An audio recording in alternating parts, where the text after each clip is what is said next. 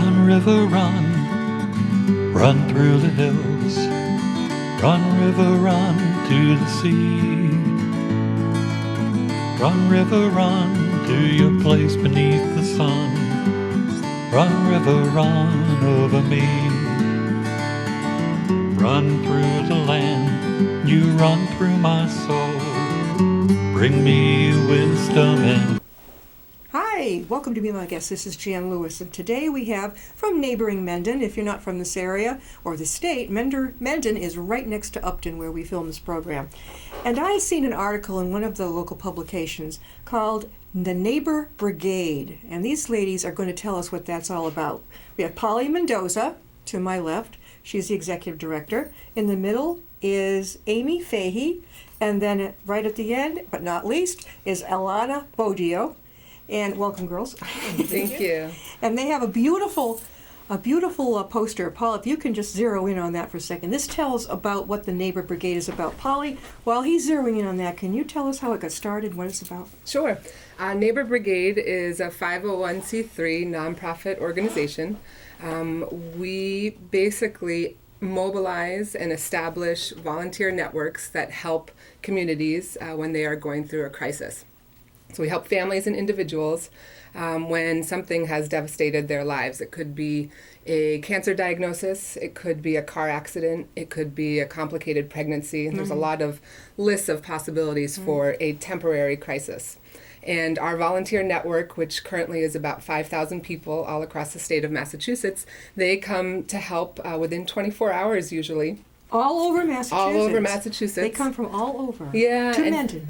No, not to Mendon. So each town has their chapter. Mm-hmm. Mendon has a chapter. Franklin has a chapter. Natick has a chapter, for example. So we have 29 chapters, which are 29 towns. And altogether, those combine about 5,000 volunteers currently. Oh, I never knew about this. Yeah, it's pretty extensive, and When we're did it hoping to start? grow. So we became a nonprofit in 2010, but our founders... so we have two founders, Pam Washek and Jean Seiden, and they both began the work of Neighbor Brigade in the early 2000s, and at that time it was called the Angels Network, and they began their work in Wayland, Massachusetts. And it formally became incorporated as a nonprofit organization in 2010. Yeah. So we've been doing a lot of good work for many years now. 6 years, and it spans all over the Massachusetts, right? It does. We are hoping to break into a little bit more of Western Massachusetts and also get into inner city neighborhoods in Boston as well.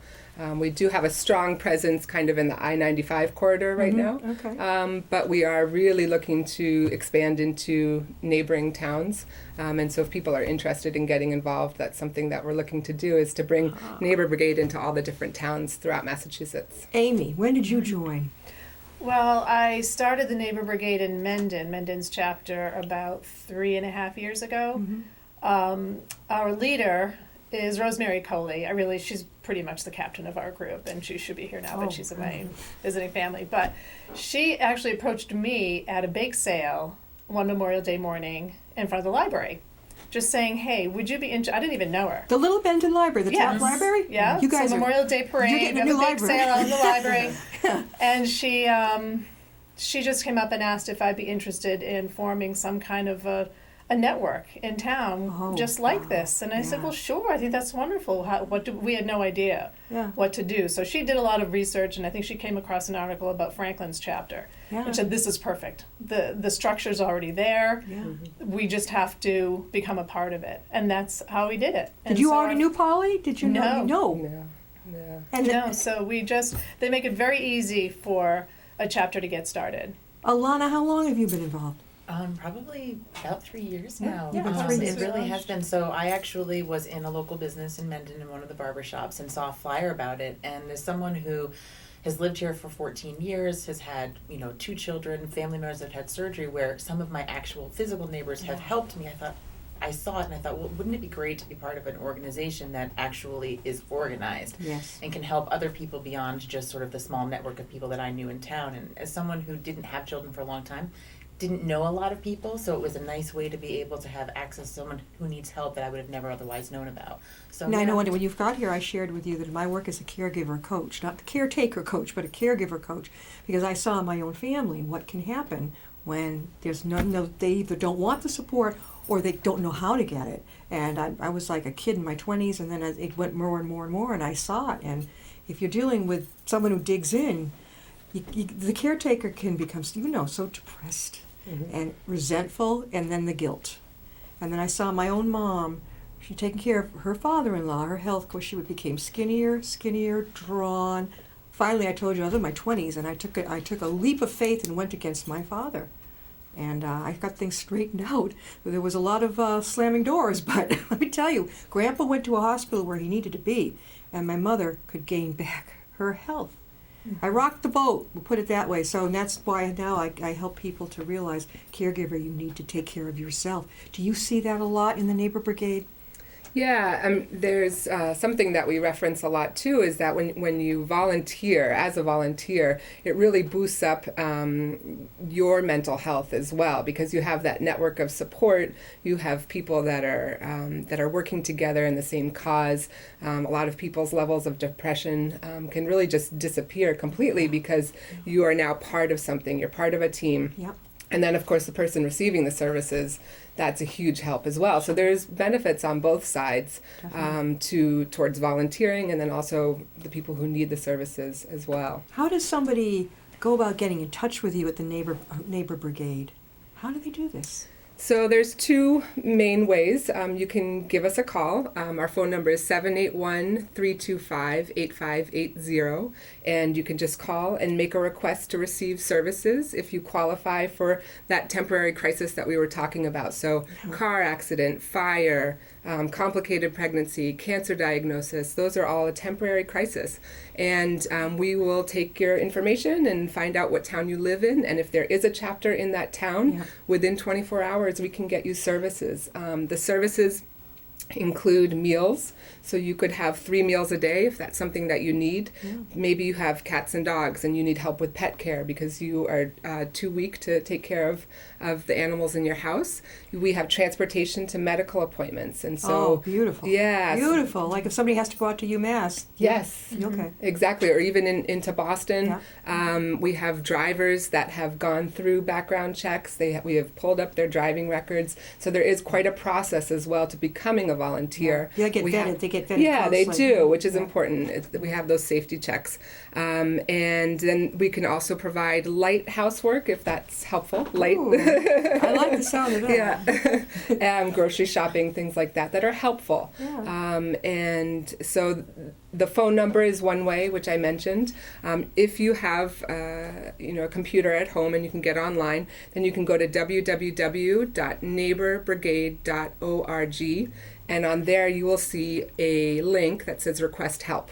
I love it. And you click on that, and it's the same that you see right there in the sign, says right. request help, and That's it. And that's it. And you fill out the form, and really within 24 hours you will hear back from people in your town if we have a chapter in your What town. happens if there isn't one? Like, I don't think there is one here in Upton. Then what? So if there isn't one in Upton, what we need to do is start one, and that's something that we hope to promote as well today, is people who want to start chapters in a town where we don't have presence like Upton, which we would really like to start one here. Yes. Is we need chapter leaders like Amy, and we need someone who's really ready to step up and take that initiative and get a couple other volunteers, and we can begin our services in Upton and any other town where we don't currently have presence. Girls, what kind of hours? What does it include if somebody wants to do this? I mean, what is it? What is it like? As a chapter leader, That ain't volunteering at all. Yeah.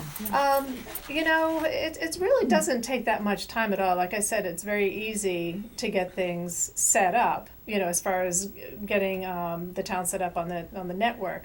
It does take time to recruit volunteers. Okay. So really, it's a matter of getting everybody Yeah. to send in an application to volunteer. But it can be processed very quickly. As leader, we call the references and submit any paperwork required for the background checks, and as Polly said, within 24 hours help can be, on its way. We currently have 20 volunteers in our network, and when some requests come through, we have no problem filling it. Let's say it's 3 meals a week for 3 weeks. Depending on the time of year or what's going on with, I don't know, kids' sports or whatever, because we have mostly moms, Right. who help out, then we have no trouble filling requests. But other times of year, it seems it can be more time consuming for the chapter leaders because you need to fill in. Sure. Do the Do the chapter leaders themselves, do they do the cooking to help people? Sure, volunteers do. Do you? I've made many That's what- meals. What is it? What are the things that you've made that you love to do? Well, we just recently had a recipient that had very special dietary requests. Yeah. It was vegan only, and I do love cooking, and I've not had a lot of opportunities to do this. So I had a lot of fun finding a nice vegan meal, and went to the grocery store and bought everything so that I made sure that knowing what they needed, that I could fulfill that. But that's what I've actually enjoyed the most, is just being able to do that, because that's something I can do outside of work hours that I can then bring, and I know it helps them. Do you have to be on call? I'm trying to think of it from a volunteer standpoint. Have you listed when you're available if you get accepted into it? So it's a great system. We have a volunteer software program that we use. So you basically have a calendar, and you can click when you want to help. And so you could do it once a year, you could do it once a week. As a volunteer, it's very flexible. Chapter leaders do have a bit more work on their end, and it is a bit more of a commitment. But if you are a volunteer in a town, you decide when you can help and how it fits with your schedule. And so, some people, maybe if they go away for the summers, they're not very available to help in the summertime. Right. But Yeah. come fall, Yeah. they're very available to get back into the swing of things and start volunteering again. So it's very flexible. It's very family friendly as well. You can get your kids involved with the volunteering. If you're making a meal for dinner tonight, make 2 meals and have your kids help out, and then go together to deliver that meal to the family. And it's a great thing to teach your kids as well. We are talking with Polly Mendoza, who's the executive director, and Alana Bodillo, who has services for family service, and Amy Fahey, who is the Mendon chapter leader. And we're talking about the Neighbor Brigade. And what are some of the, you mentioned them before, but if somebody really needs help, how do you classify? Let's say somebody just had major surgery and she's got a couple kids and she's the caretaker for grandma. Now she's going to really qualify. She just picks up the phone or gets in touch with you. But what if she is in Sutton or in a town that doesn't have it? Again, would you be able to help out somebody like that? If we do not have a chapter in the town that they live in, we currently could not help them. But we are really hoping that with this outreach that we're doing, that we will be able to branch into a lot of different communities because we do want to serve everybody. Yeah. And a lot of these activities are going on anyways. I've heard this behind the scenes, oh, I was doing this for my sister-in-law, or, oh, I have a group of friends who are doing meals anyways for our neighbor who is sick. Well, sign up with Neighbor Brigade and we'll make it easier for you because we've got the platform, the software, and it's just a lot faster. And you don't want to tap out all your friends and family. Eventually you need help as well. Well, it sounds like now to get the word out, the PR part probably is the hardest. Amy, you were going to say something. About if there's somebody, say, in a town that needs help, if they go to the Neighbor Brigade website, they have a lot of services listed there that people can check out if it's a situation where we cannot. Yeah, a lot of Fast. resources. Yeah, I know that. I remember when my son was born, and I was absolutely overwhelmed. I had, rocky pregnancy. I'd been real sick the first few months. Then I got okay, but then I was scared. I think a lot of girls go, "Oh my God, what's it going to be like?" I can't say no. Now I got to go. I can't say, "Oh, no appointment," and cancel that. So I had worked myself up so much. By the time I had him, I got home. I'm like, I was overwhelmed, and I could have certainly, would that fit in? I could have certainly used somebody to cook, or maybe just clean the kitchen a little bit while I took care of him. Would that fit in? Yeah, so it does have to be a temporary crisis. So if there was any kind of complication, Even a cesarean could be considered. No, it wasn't Yeah. that, yeah. So if there was some kind of complication in the pregnancy or in the birth, then definitely it would qualify, and then we would be more than willing to help and provide that support. And so if someone has a question about what qualifies as a temporary crisis, they can definitely reach out and ask. And oftentimes it does qualify. Polly, I think you mentioned how many towns in Massachusetts? 29. 29. Yeah. So around here in Central Mass Metro West, we've obviously got Mendon. Yep. Who else?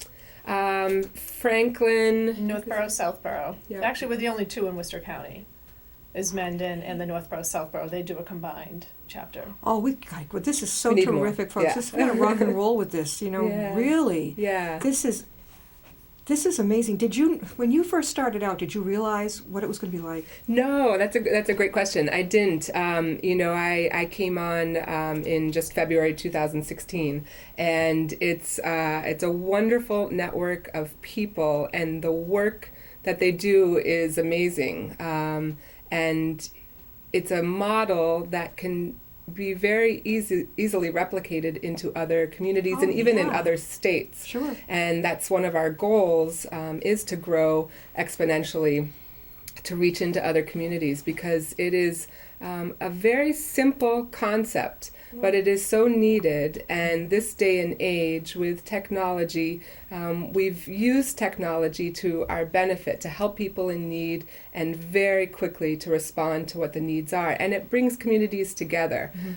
Sometimes with technology, you lose touch with your neighbors. Yeah. And you lose a face-to-face, which you I do. love personally, yeah. I like email, but I also like to, in my work, obviously I'm doing face-to-face. Yeah. What happens if there is a caregiver out there, of which I've lived with them, who does it, friends and family can see what's going on, but they won't reach out, and you know that caregiver is going down. Mm-hmm.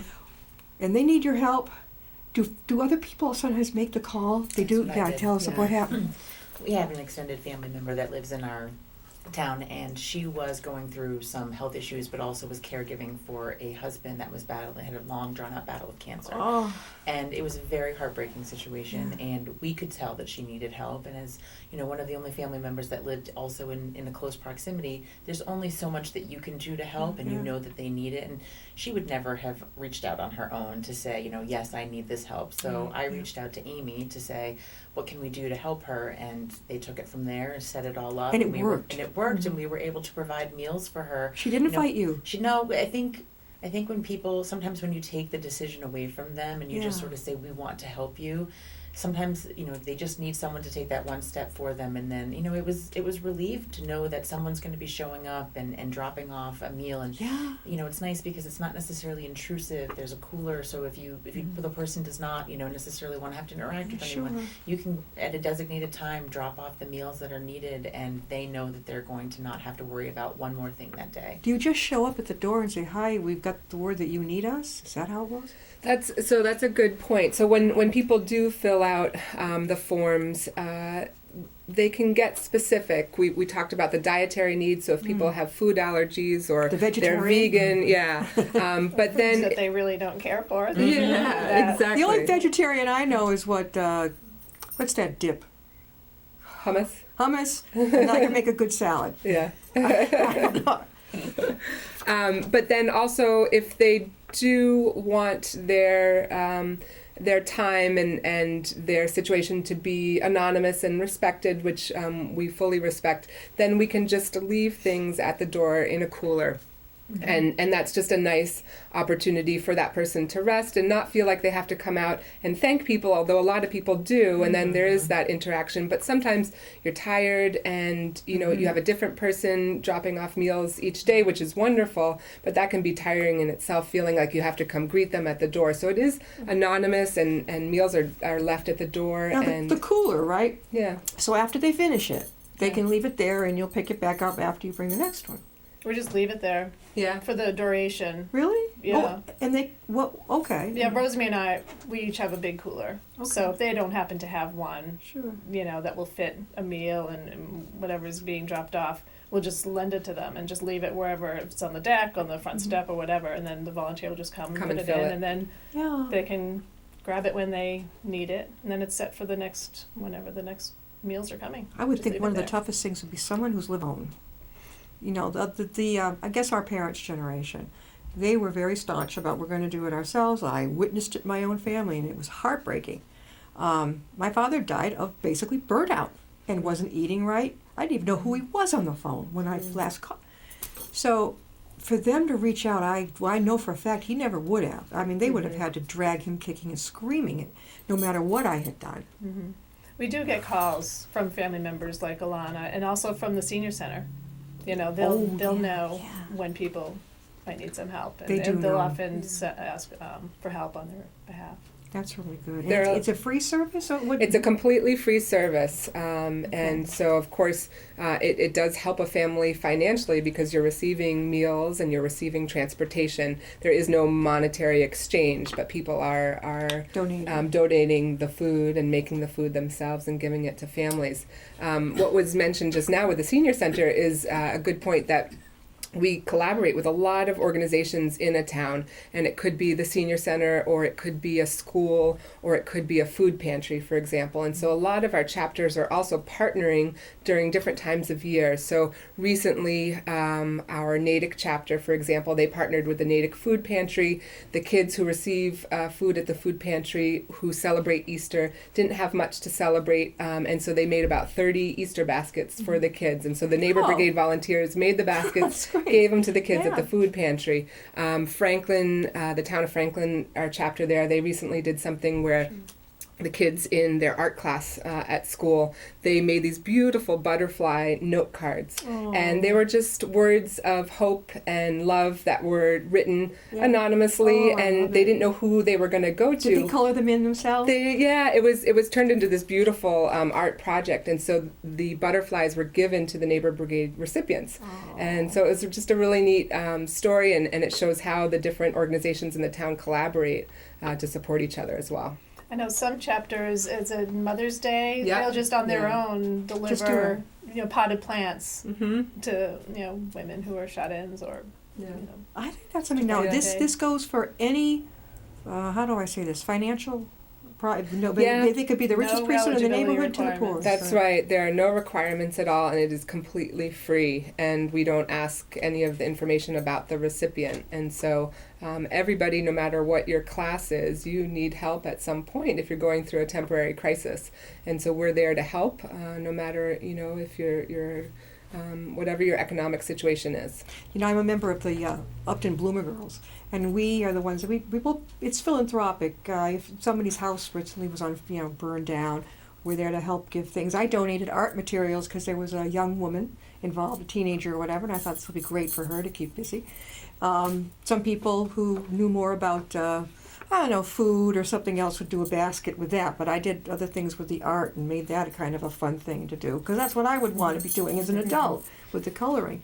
Do you provide anything like these new wonderful color, like a gift basket at all, with things like coloring books in it for adults, things like that? Sometimes, yeah. Our different chapters get very creative with how they support people, and so at different times of year, like Mother's Day, Easter, Valentine's Day, different baskets are created. That I would know be fun. Wayland recently gave a whole bunch of pies to a group, and around Thanksgiving that will happen as well.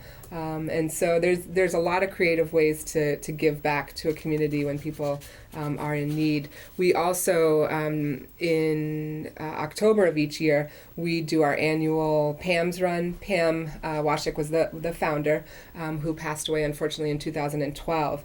And so we began Pam's Run as a memory to just remember her legacy of giving.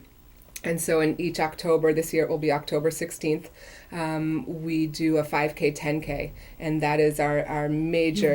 You run it or you walk it? You can run or walk. I'll walk. I would be, oh no. Yeah. I don't know how, some people just, do you have volunteers sponsoring you? Do you get them to sign up? So there are teams, and teams can raise money for the event. Cool. So teams that run together. Yeah. And we get corporate sponsors, and so we're always looking for businesses as well to be a corporate sponsor of the event. It is the largest, for the last 2 years, it's been the largest run in Wayland. And so it gets a pretty good turnout. We have over 1,000 people. Wow, that's pretty cool. Yeah, and it's and so it's just a great day. We Yeah. remember Pam. We have a lot of her family that Was she very organized young when events. she passed away? She was young. Yeah, she was young. And she left behind a lovely family and and children. So the family really help organize this event, and it also is a major fundraiser for Neighbor Brigade, so that we can continue providing the services that Pam and Jean started themselves. Do you ever notice that, well, you probably run into a lot of the situation of the caregivers and all, that they need a place to just kind of take care of themselves and unwind and recharge, and they need to get off by themselves, or an activity or something. I think this coloring thing I love it. I stacks. If my mother were alive today, I would have really tried to have gotten her into that more, although I'm not sure she would have taken to it. She looked like she was always just doing and giving so much of herself, but watching her, I learned that, you're not going to take care of yourself, you're not going to be any good, any good at all. And I caught it beforehand. You must see a lot of things, and you can't say anything, it's anonymous, right? But it must be heartbreaking. Do you see things like that? Do you go to the door and see these things? The people I visited are the people that are the direct recipients. So, Okay. yeah, and I haven't really met the care, except with the case of your husband's aunt and uncle. I did meet them. I met his aunt anyway, and we did chat for a few minutes when. And Alana, you did so have this happen in basically- your own home, right? She did. Amy, Alana had it happen in her own family. Right. Yeah, I actually yeah. visited. You had mentioned that. The couple, yes. And you Very really, nice the service, people. they loved it. They They really. did. It was wonderful. I mean, Well, it's, we've got only a couple minutes left. We're talking with the Neighbor Brigade, and they're from Mendon, the Mendon chapter. Polly Mendoza, right beside me, she's the executive director.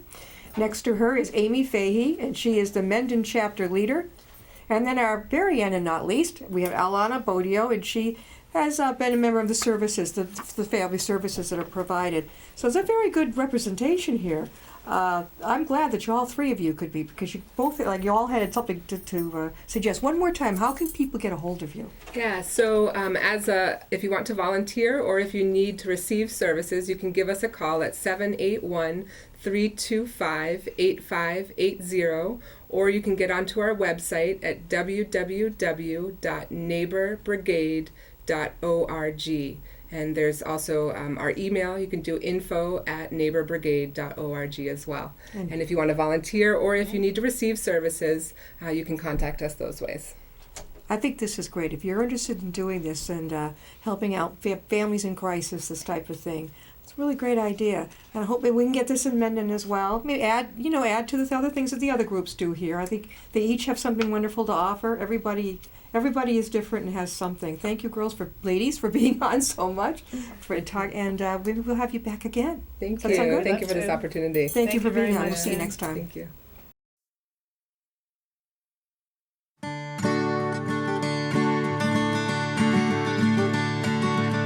Run, river, run, run through the hills. Run, river, run to the sea. Run, river, run to your place beneath the sun. Run, river, run over me. Run